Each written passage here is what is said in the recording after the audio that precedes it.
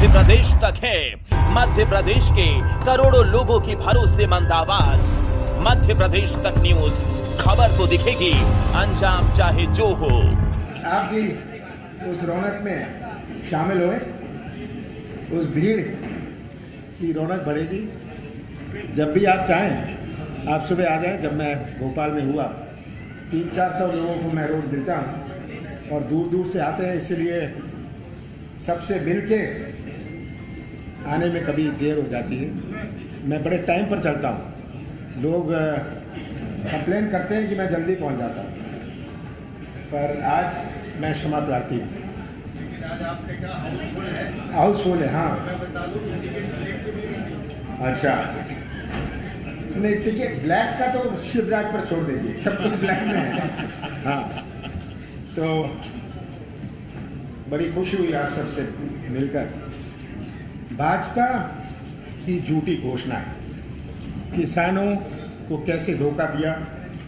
हमेशा कहते रहे कि खेती को लाभ का धंधा बनाएंगे, किसान का आयु दुगना करेंगे। प्रदेश के किसानों की आय कम हुई। हमारा प्रदेश 70%, हमारे प्रदेश की अर्थव्यवस्था 70% कृषि क्षेत्र पर आधारित है। और जब कृषि क्षेत्र कमज़ोर हो जाता है तो हमारी जो आर्थिक गतिविधि है ये प्रभावित होती है। आर्थिक गतिविधि माने इकोनॉमिक एक्टिविटी। जिसकी किराने की दुकान है गांव में, उसकी दुकान का व्यापार कम हो जाए तो वो आर्थिक गतिविधि को अफेक्ट करता है, जीडीपी को नहीं अफेक्ट करता। प्रदेश में किसानों की आय कम हुई है। नीति आयोग ने भी ये आंकड़े दिए हैं। प्रदेश के किसान कर्जदार हो गए। आय बढ़ती तो किसान कर्जदार क्या होता? कर्जा किसानों का बढ़ता जा रहा है। यह हमें याद रखनी। ये भी सब प्रकाशित जो पब्लिश्ड डेटा है उस पर मैं कह रहा हूँ। कर्जा किसानों का बढ़ता जा रहा है। ये नहीं कि किसानों की संख्या बढ़ रही है, किसानों की संख्या तो बढ़ रही है, पर एक एक किसान का कर्जा बढ़ता जा रहा है। प्रदेश में किसान कमजोर हो रहा है और ये जो किसान है, ये बढ़ती हुई जो कर्जदार हो रहा है, ये बहुत चिंता का विषय है। हमने कृषि क्षेत्र में एक नई क्रांति आई। हमने कर्जा माफ की नीति बनाई थी। पहले किश्त में हमने 27 लाख किसानों का कर्जा माफ किया। आज बीजेपी कहती है हम ब्याज माफ करेंगे। तो कर्जे का क्या होगा? कर्जा पर तो ब्याज चढ़ता रहेगा। ब्याज माफ कर देने से किसान को राहत कुछ मिलेगी, पर अगर वो कर्जदार बना रहे वो तो चलता रहेगा, उसका ब्याज चलता रहेगा। किसान मध्य प्रदेश का जहां मैं जाता हूं किस तरह बीज खाद के लिए भटक रहा है। जहां मिलता है मिलावट का मिलता है। और जब किसान अपनी आवाज उठाता है, ये कोई आंदोलन करता है, तो FIR, मुकदमा, जेल उसे मिलती है। हमने ये सब पर अध्ययन करके ये तय किया है कि हम कृषि न्याय योजना लाएंगे। ये न्याय योजना जो होगी, इसका उद्देश्य है कि किसान का इनपुट कॉस्ट कम करने का और उसको इससे लाभ हो। इस योजना में किसानों का कर्ज माफ जो हमने कहा था, घोषणा करी थी, जो बीजेपी ने बंद किया, ये हम चलाते रहेंगे। ये चलती रहेगी। हमारी जैसी सरकार बनती है, मैं मध्य प्रदेश के किसानों को आश्वासन देता हूँ, जो हमारी पहली घोषणाएं थी, जहाँ हमने पहली किश्त में 27 लाख किसानों का कर्जा माफ किया था, इसको हम दूसरी किश्त, तीसरी किश्त में आएंगे। खेती की लागत को कम करने के लिए 5 हॉर्स पावर, 5 HP के सिंचाई पंप स्थायी और अस्थायी के लिए निःशुल्क बिजली दी जाएगी। इसका उद्देश्य है कि इनपुट कॉस्ट हम कम करें। इस योजना से प्रदेश के 37 लाख किसानों को लाभ पहुंचेगा। किसानों के जो पुराने बिजली के बिल हैं, जो बकाया हैं, ये राशि भी माफ करी जाएगी। बहुत सारे बिजली के बिल जो बकाया हैं, हम इनको माफ करेंगे।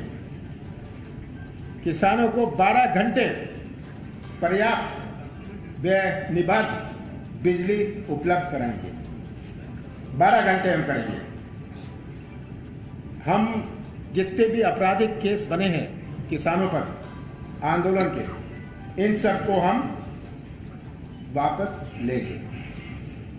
खेती के लागत को कम किया जा सके, ये इसका हमारा उद्देश्य है। शिवराज सिंह जी को 18 साल बाद बहनें याद आई, बहुत सारी चीजें अभी उनको याद आ रही है। संविदा याद आया। 2018 में शिवराज सिंह ने कहा था कि 90% हम देंगे, आज तक नहीं दिया। अब वो कुछ दिन पहले संविदा की घोषणा कर रहे हैं। मैं तो कहता हूँ, आपने जो 18 में कहा था वो बैकलॉग भी दे दीजिए, अपना वचन पूरा करिए। और अभी आप कह रहे हैं कि हम 100%, पहले कहा 90%, तब कहते हैं 100%। ये सब गुमराह करने की, प्रलोभन देने की और अपने पाप धोने की इनकी योजना है। चुनाव आ जाते हैं, इनको संविदा याद आते हैं, इनको बहनें याद आती हैं। ये सब बातें इनको तब याद आनी शुरू होती हैं। और वो जानते हैं कि 4 महीने बाद मध्य प्रदेश की जनता इनको अब विदा करने वाली है। तो कुछ भी बोल दो, कुछ भी कह लो, कोई चिंता का विषय नहीं है। मैं तो कहता हूं कि हमें ये 5 साल याद करने चाहिए।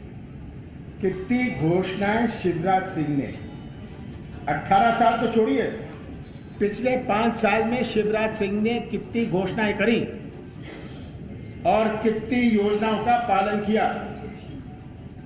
चुनाव के वक्त तो करते हैं, पर 5 साल के बाकी चीजों का तो हिसाब बाद में दें। अपनी घोषणाओं का तो हिसाब दें मध्य प्रदेश की जनता को।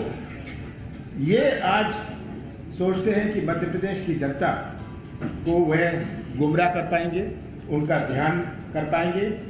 चुनाव का समय आता है, इनकी नाटक टोटकी शुरू होती है।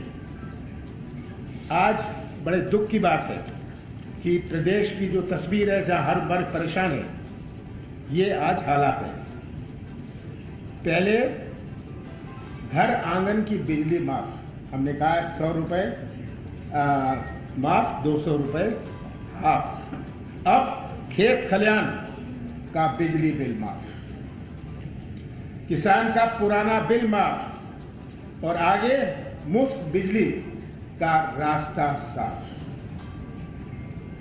तो ये आज कृषि क्षेत्र के लिए मैं मध्य प्रदेश की जनता को वचन देना चाहता था और उनको याद दिलाना चाहता हूँ, मध्य प्रदेश के किसानों को, मध्य प्रदेश के हर वर्ग को, किस तरह उनके साथ धोखा हुआ है, किस तरह धोखा अब कर रहे हैं और 5 साल कितना बड़ा धोखा हुआ है। क्रम से पूछते जाइएगा। वचन पत्र में शामिल होगा क्या? ये वचन पत्र में शामिल? जब मैं बोल रहा हूं कि ये मेरा वचन है, तो वचन पत्र में तो शामिल हो गए। हाँ, बोलिए बोलिए, एक मिनट, महिला बोले। हाँ,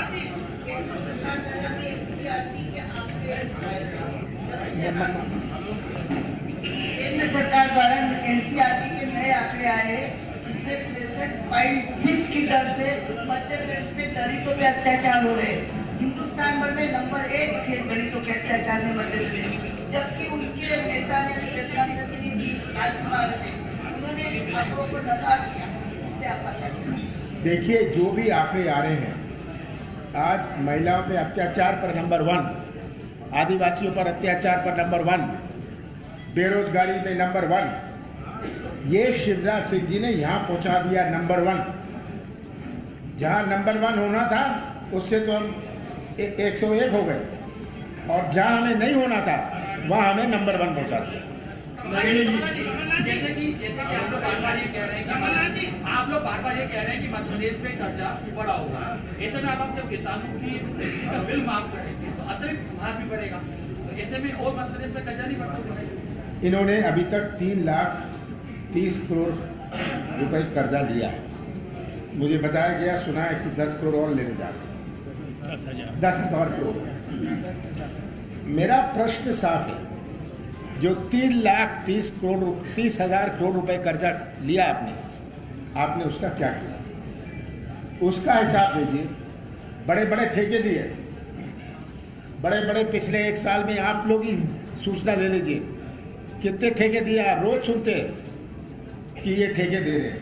बहुत सारे शिलान्यास तो ये इसलिए हो रहे हैं कि ठेका दे दिया जाए, 25% एडवांस मिलेगा, उससे जो रकम निकालनी है निकाल दे।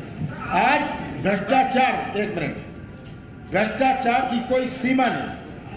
पूरे प्रदेश में ऊपर से लेके नीचे तक पब्लिक से पूछिए, मैं तो सभा में पूछता हूं भ्रष्टाचार का क्या हाल है, और सब मुझे सुनाते हैं क्या हो रहा है। किसी के पास 50 एकड़ जमीन, पैसे दो काम लो, उसका नाम गरीबी रेखा में जुड़ जाता है। ये आज हालात है। ये तो जनता गवाह है भ्रष्टाचार की। जनता गवाह है और जनता या तो उसकी विक्टिम में भुगत रही है या उसकी गवाह है। आज इतना भ्रष्टाचार, आज क्यों नहीं यहां निवेश आ रहा है? क्योंकि एक सिस्टम जो बना लिया है। एक तो होती है भ्रष्टाचार हो रहा है, एक है कि भ्रष्टाचार को एक व्यवस्था बना ली है, सिस्टमिक बना लिया है भ्रष्टाचार। कमला जी, आपने अभी शुरू में कहा कि आपने 27 लाख किसानों का कर्ज माफ किया, अभी अंत में आपने कहा कि निवेश नहीं आ रहा मध्य प्रदेश में। मध्य प्रदेश की जनता थोड़ी असमंजस में है कि आप जो कहते हैं और शिवराज सिंह चौहान जी जो कहते हैं, दोनों में अंतर आता है। तो मध्य प्रदेश की जनता निर्णय किस प्रकार ले? क्या आपको एक मिनट मेरा सवाल पूरा हो जाए, मेरा सवाल पूरा हो जाएंगे। क्या आप अपने 15 महीने के कार्यकाल का कोई व्हाइट पेपर रिलीज करेंगे जिससे कि मध्य प्रदेश की जनता मुतमईन हो जाए कि आपने क्या किया? आपने कहा मेरी बात और शिवराज की बात में बहुत अंतर है। ये सही कहा आपने। मेरी बात और शिवराज सिंह जी की बात में बहुत अंतर है। और निवेश नहीं आता, क्यों नहीं आता? इन्वेस्टमेंट, निवेश आप डिमांड नहीं कर सकते, आपको अट्रैक्ट करना पड़ता है। Investment is an article of faith. Investment can not be demanded, it has to be attracted. और अट्रैक्ट तभी होता है जब लोगों को प्रदेश पर विश्वास हो। ये इन्वेस्टमेंट समिट करते हैं, 33 लाख करोड़ रुपए का आप जोड़िए, इन्होंने इन्वेस्टमेंट समिट में घोषणाएं करी है। कितना इन्वेस्टमेंट आया? इसका 5% भी नहीं आया। और मैंने कोई इन्वेस्टमेंट समिट नहीं किया। जो मैंने किया था इंदौर में, मैंने सम्मेलन किया था जिसमें बड़े से बड़े उद्योगपति जिन्होंने भाग लिया। मैंने कोई घोषणा नहीं करी। मध्य प्रदेश तक है मध्य प्रदेश के करोड़ों लोगों की भरोसेमंद आवाज। मध्य प्रदेश तक न्यूज, खबर तो दिखेगी, अंजाम चाहे जो हो।